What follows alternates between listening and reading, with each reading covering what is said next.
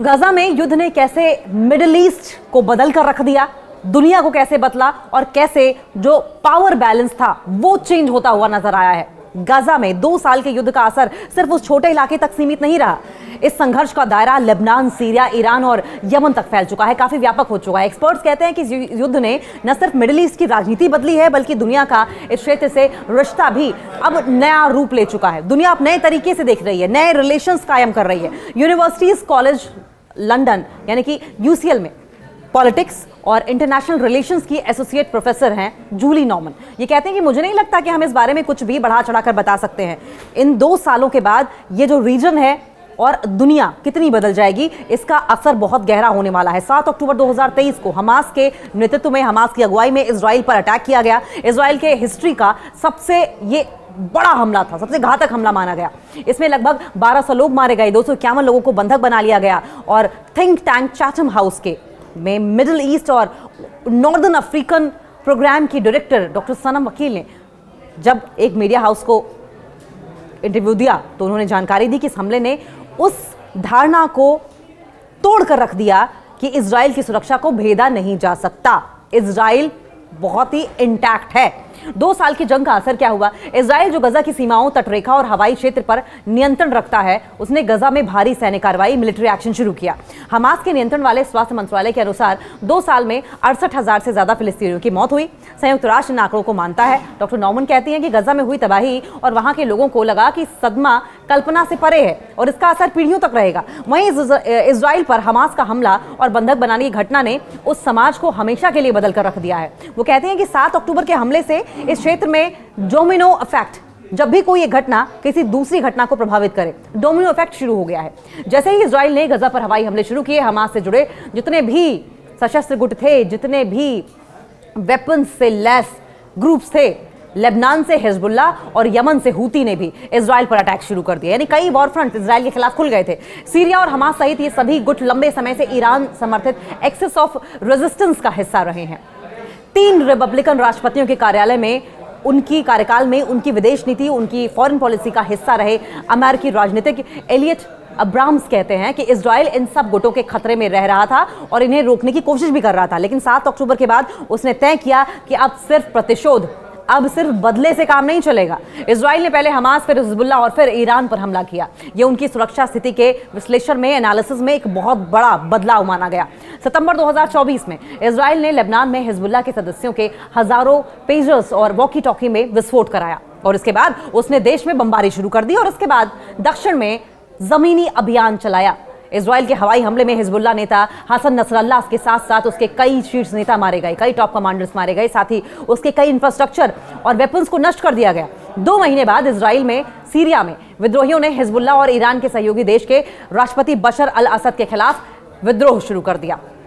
बशर अल असद की 24 साल की सत्ता 2 हफ्तों में गिर गई। डॉक्टर नॉर्मन के मुताबिक बशर अल असद शासन के पतन के क्षेत्र में हुए बदलाव और सीरिया में बने आंतरिक दबाव की भूमिका रही है। वो कहते हैं कि हिजबुल्ला और ईरान के कमजोर होने के कारण बशर अल असद की सरकार को सहारा नहीं मिला। इस दौरान इजराइल ने सीरिया के सैन्य ठिकानों पर हमले किए ताकि भविष्य में सीरियाई क्षेत्र से हमले की संभावना न बचे।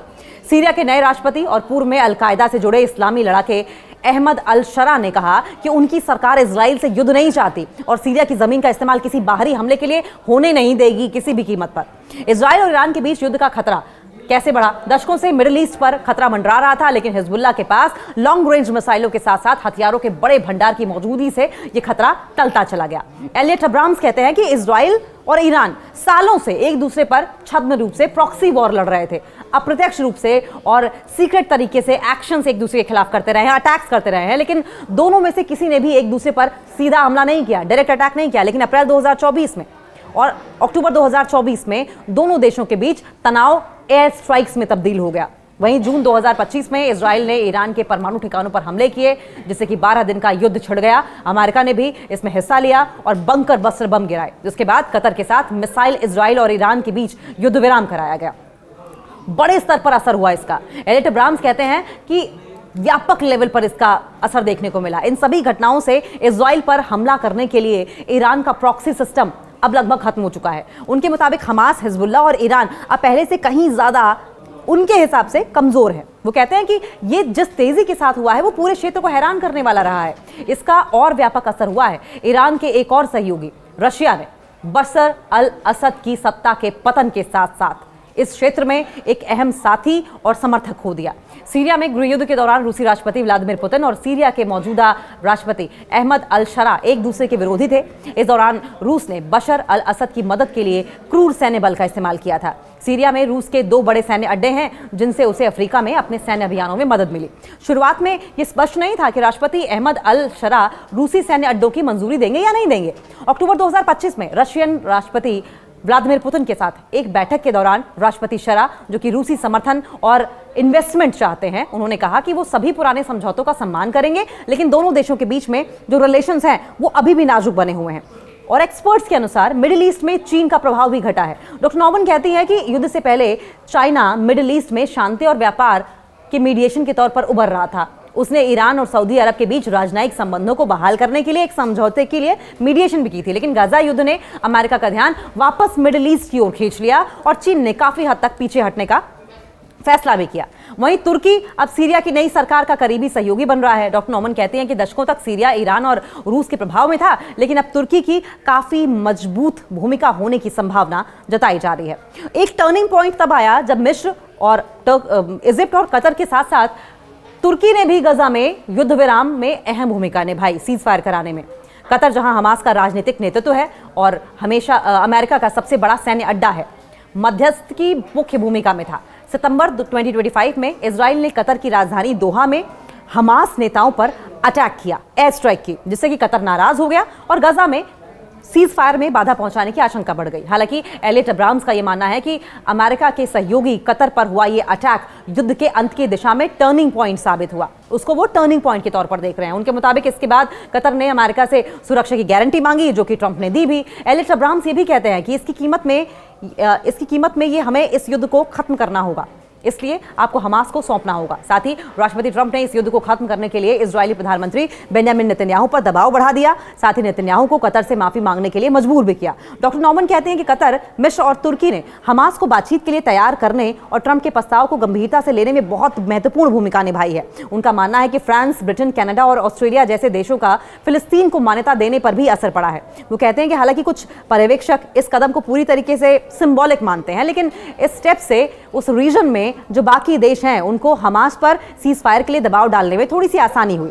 अब इन सब के बीच में इजराइल अलग थलग पड़ गया। अक्टूबर में जो सीज फायर समझौता हुआ उसके पीछे गजा में इजरायली सेना के अभियान और वहां की मानवीय स्थिति को लेकर कई देशों में बहुत ही गुस्सा हुआ, जनाक्रोश बढ़ा। अगस्त में संयुक्त राष्ट्र के समर्थन वाली एक संस्था ने अगस्त में कहा था कि गजा में अकाल पड़ा है, जबकि इजराइल ने इसे झूठा बताया।